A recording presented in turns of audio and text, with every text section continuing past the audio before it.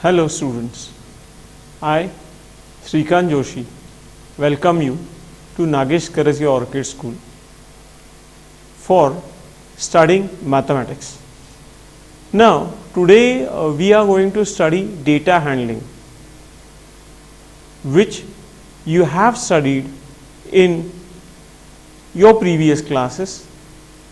The thing is that we are going to just enhance our studies. We are going to modify the things and study further. So, the main thing is what we have studied previously and what are the things that we are going to study henceforth. Now, we shall see. We shall start with the things. Let us see for the very first point here, looking for information. Very simple thing. In our day-to-day life, we come across different information such as runs made by a batsman in the last 10 test matches, number of wickets taken by a bowler in the last 10 one-day internationals, marks scored by the students of your class in the mathematics unit test, number of storybooks read by each of your friends, etc. There can be much more examples which we come across. The information collected in all such cases is called data. What is data? This is very important thing. The information that is collected in all such cases is called data. Data is usually collected in the context of a situation that we want to study. Data, what it is actually, is usually collected in the context of a situation that we want to study. Now, suppose we want to understand that how was the question paper last year of mathematics. So, what we will do? We will go in the school library, we will ask the librarian to give us question papers of last year mathematics. That too, if it is first semester exam or if it is essay 1, we will ask the librarian for the question paper of essay 1. So, why we are asking for essay 1? The reason is very simple, because we are going to give the exam of essay 1. We are not asking for essay 2. Why? Because in the current context, we are going to attempt the exam of essay 1. For example, a teacher may like to know the average height of students in her class. So, to find this, she will write the heights of all the students in her class, organize the data in a systematic manner and then interpret it accordingly. What she will do? She will write the heights of all the students in her class and organize them properly. Yeah, she has to organize in a particular manner, either in the ascending order or in the descending order, so that from that she can find out some conclusions, she can come to some conclusion. Now, sometimes data is represented graphically. Sometimes data is represented graphically. To give a clear idea what it represents, do you remember the different types of graphs which we have studied in the earlier classes? One is pictograph. Here you can see the pictorial representation of a data is given by a particular symbol. Now, here on the top it has been shown that a car symbol, what it displays? It tells that one car symbol is equals to 100 cars. One car symbol is equals to 100 cars. So, below they have described something. In the month of July, the symbols are 2.5. One car 100, second car one more 100, third car half, means it is 50. Total became 250. August 3 cars 300, September 4 cars 400, how many cars were produced in the month of July? 250. In which month were maximum number of cars produced? In September. Why? Because we can see 4 symbols there of the car. So 400 cars, that is maximum. Proceeding further, a bar graph. Now this is what? This is, we are representing the data in different forms so that we can study it properly, so that we can find out the information from it. Now a bar graph is what? A display of information using bars of uniform width, their heights being proportional to the respective values. You can see in the figure here that these bars are of uniform width, and what about their heights? They are proportional to the respective values. Now this is x axis and this above one y axis, means what? Horizontal x axis, vertical y axis. Now what is the data? Let us understand what is written below on x axis. On x axis it is showing 2003-4, 2004-5, similarly 2007-8. What are these? It is described below, academic years. And what about on y axis? Number of students in class 8, 50, 100, 150, 200. These are the values that are being written there. Now what it shows? In the academic year 2003-4, here you can understand that the bar is somewhat touching 100. You can see here it is touching 100. Means what? How many number of students were in class 8 in the academic year 2003-4? The answer is 100. Similarly 2004-5, you can see it is touching 200. You can understand here it is touching 200. In 5-6 it is touching 250. In 6-7 it is 300, and in 7-8 it is 350. I hope you are understanding the things. Bar height. Now what is written in the cloud there? It is described. Bar heights give the quantity of each category. Yeah, what they are saying? Quantity of each category. What is the quantity here? The number of students in the class 8. And bars are of equal width with equal gaps in between. Yeah, this is also described here. It has been informed us that the bars should be of equal width with equal gaps in between. Proceeding further, below some questions are there. What is the information given by the bar graph?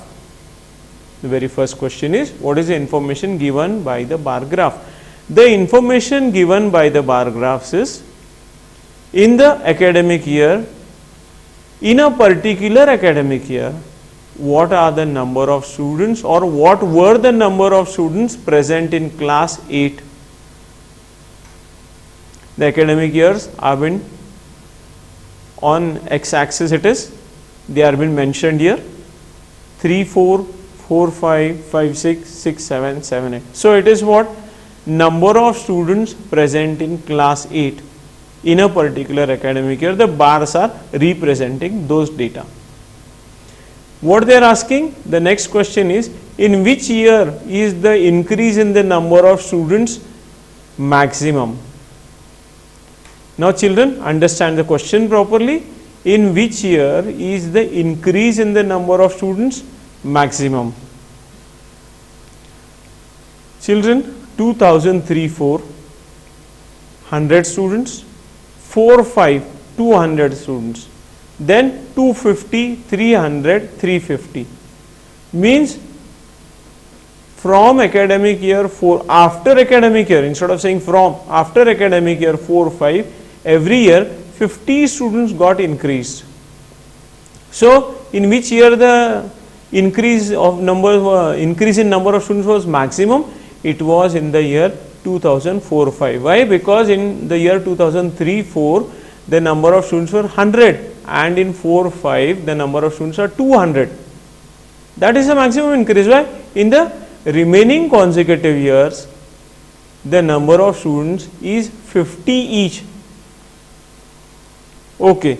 In which year is the number of students maximum? You can understand here, in the year 2007-8. In the year 2007-8 the number of students are 350. So they are maximum. Now state whether true or false. This is all based on the bar graph that is been shown to us. The number of students during 2005-6 is twice that of 2003-4. In 2003-4 number of students were 100, and in 2005-6 they were 250. 250 is twice of 100? No, twice of 100 is 200. So this is false. State whether true or false. The number of students during 2005-6 is twice that of 3-4. No, it is false. Now let us move to the next type of graph, double bar graph. A bar graph showing two sets of data simultaneously. It is useful for the comparison of the data. Please understand very properly what is the use of the bar graph, double bar graph. It is for the comparison of the data, where two sets of data, that is important, two sets of data simultaneously is been represented there. Now you can see here on x-axis subjects are mentioned, on y-axis marks obtained by a student. Don't forget this word, a. Marks obtained by a student, not the whole class, by a student. Now what is the comparison? You can see the color of the bars are different. 2005-6 is one bar that is representing, and second bar is representing 2006-7. So the student's marks that he has scored in 2 academic years are being compared here. First, mathematics. In 2005-6 he got 30 marks, and in 2006-7 he got 60 marks. For social science, in 2005-6 he got 50 marks, and in 2006-7 he got 55 marks. Approximately I am explaining this. Why? Because it is not exactly touching the 60 mark. You can understand here. Here I have drawn for your reference. It is not touching the 60 mark. So what I have done, it is below 60, I have considered it as 55. Similarly for science, English, Hindi. The subjects mentioned further are science, English, Hindi. Now, what is the information given by the double bar graph? Simple question. What the answer will be? The information is the comparison of marks, or we can say the information is the marks obtained by a student in academic year 5-6 and 6-7. That is the information given by the double bar graph. In which subject has the performance improved the most? Please observe the bars carefully. In mathematics, in 5-6 he scored 30 marks, and in 6-7 he scored 60 marks. Social science, not a big gap, you can understand between the graphs, the height of the bars you can understand. Science, English, Hindi. So what happened? In which subject has the performance improved the most? In mathematics, the performance has been improved the most. In which subject has the performance deteriorated? It is in English. The performance has come down. The performance has come down. In the previous year, he was scoring 50, and in the next year, he is scoring, or in the current year, suppose if we consider 6-7 as the current year, 5-6 will be the previous year. So, in 6-7, he has scored less marks. Means what? The performance has come down. In which subject is the performance at par? It has remained the same, no change in that. It is in Hindi. Because the height of both the bars is equal, it is not changing. So, my dears, try to understand whatever just now it has been taught to us. Pictograph, symbol. Come to bar graph. Information is displayed of units, that is, what is the unit here? Class 8 is that, and that class 8 number of students in different academic years is being displayed here. And the third type that is being explained to us, that is double bar graph. What it is? It is the comparison of the data of whom? Of a single student. Of a single student. Of, you can see here what is written here, marks obtained by a student. So, this is the thing that has been displayed here. Proceeding further, what they have said further, this is the activity that has been, you people can try to solve it, try to understand it. What they are saying, draw appropriate graph to represent the given information. So, the information is given here, try to draw appropriate graph.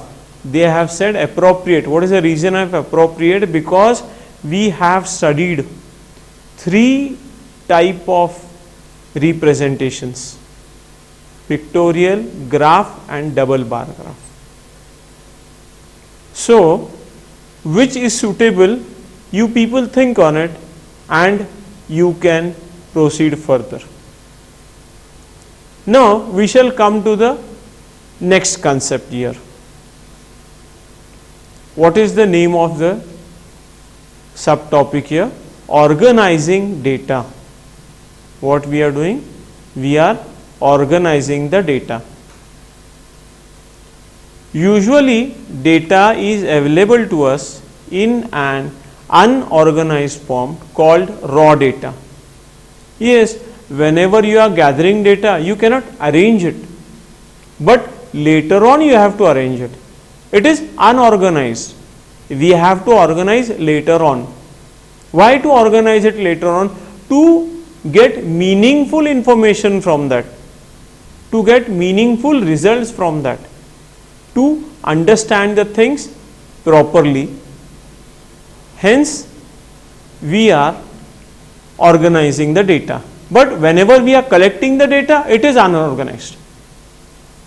So, for example, a group of students was asked for their favorite subject. The results were as listed below. One student said his favorite subject is art, second said mathematics, third said science, some other fellow said English, and it came on in that way. And it has been recorded here. You can see the way it is written here. Now the main thing is like this, that are we going to study in this way, or will this be useful for us? If it is written in this way, will it be useful for us? Then how to study it, how to organize it? This is the raw data that has been collected. How to study it, how to organize it, this is very important. So what is the question here? Which is the most liked subject and the one least liked? We have to see which subject is repeated many number of times and which subject is repeated the most less number of times. It is not easy to answer the question looking at the choices written haphazardly. Means what? They have written not in a systematic manner. So it is not easy. So we arrange the data in this table using tally marks. What is one tally mark? One vertical line is representing that one student is liking art. Two students are liking art. Now what you can see here, you can see a 1, 2, 3, 4 and one line across. It is a group. So we make a group of 5 each in tally marks. This is a standard thing. Mathematics has given us this in standardization. So now you can understand when we are writing this organized form that 7 number of students they like art, 5 number of students they like mathematics, 6 number of students they like science and 4 students they like English. Now what is this? The number of tallies before each subject gives the number of students who like that particular subject, and the number of tallies is known as what? Frequency of that subject. This is also a very important thing. Frequency of that subject. Frequency is what? Frequency gives the number of times that a particular entry occurs. A particular entry means how many students have interest or like art. The count that we are doing, that is the number of times we are repeating art. That is nothing but frequency. So frequency gives the number of times that a particular entry occurs. Similarly, frequency of students who like English is 4 and frequency of students who like mathematics is 5.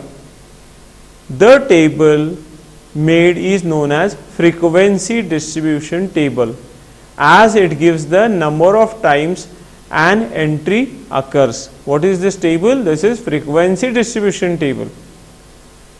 And what it tells? It gives the number of times an entry occurs, means how many students said that they like art or they like mathematics, science or English. That is what that is being recorded here, frequency distribution table, and it gives the number of times an entry occurs. So proceeding further, again there is a small activity for you people. A group of students were asked to say which animal they would like most to have as a pet. The results again are recorded below. Now what is the activity for you? Make a frequency distribution table for the same, as it has been done above for the interest in subject. Similarly, here it is the interest which animal they would like to have as a pet. On the similar basis of above example, you can prepare this. Proceeding further, grouping data. Now, the data regarding choice of subject showed the occurrence of each of the entries several times. Yeah, some of the students they liked art, some of them they liked English, some of them they liked mathematics, some of them they liked other subject. So what has been done? Art is liked by 7 students, mathematics is liked by 5 students, and so on. This information can be displayed graphically using a pictograph or a bar graph. Yes, the data, the collection of the data is very less. So what happens? It can be represented by a pictograph or by a bar graph. It can be represented. But when we have to deal with larger data, which is very important, when we have to deal with larger data, here the thing starts.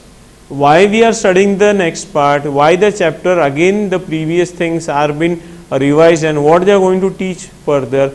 They are going to teach that if the data is large, how you are going to manage it. Now what the example they are saying, consider the following marks.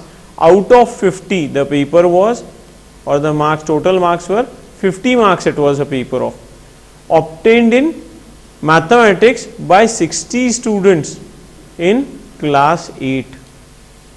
See what they are telling. They are saying that the paper was of 50 marks, it was of the subject mathematics, and how many students were present in the class there? There were 60 students, and the class was of 8th standard. You can see it is total, these values are together, they are 60 values that are present here. They are 60 values that are present here. Why? Because these are the marks of 60 students, so they will be 60. No doubt in that case. If we make a frequency distribution table for each observation, then the table would be too long. So for convenience, we make groups of observations, and what the groups have done, say 0 to 10, 10 to 20. How the groups are done? 0 to 10, 10 to 20, and so on, and obtain a frequency distribution of the number of observations following in each group. Thus the frequency distribution table for the above data can be in this way. You can see the groups 0 to 10, 10 to 20, 20 to 30 till 50 to 60. Tally marks you can see there, and you can see in the frequency 2 students are scoring marks between 0 to 10. 10 students are scoring the marks between 10 to 20. 21 students are scoring the marks between 20 to 30. 19 students are between 30 to 40. 7 students between 40 to 50, and 1 student between 50 to 60. So what is this? Data presented in this manner is said to be grouped, and the distribution is called grouped frequency distribution. What it is said? It is called as grouped frequency distribution. Why? Because you have done a group, and that was suitable. It helps us for meaningful results. Inferences means results. Like most of the students have scored between 20 and 40. 8 students have scored more than 40 out of 50, and so on. Each of the groups 0 to 10, 10 to 20, 20 to 30 is called a class interval, or briefly a class. So in this way we can understand what is grouped frequency distribution table. Children, previously we had studied the data in ungrouped manner. Now we are going to study in a grouped manner. We shall conclude this session here by starting the studies in a grouped frequency distribution, and in the next session we shall continue further. Till that time, take care. Thank you.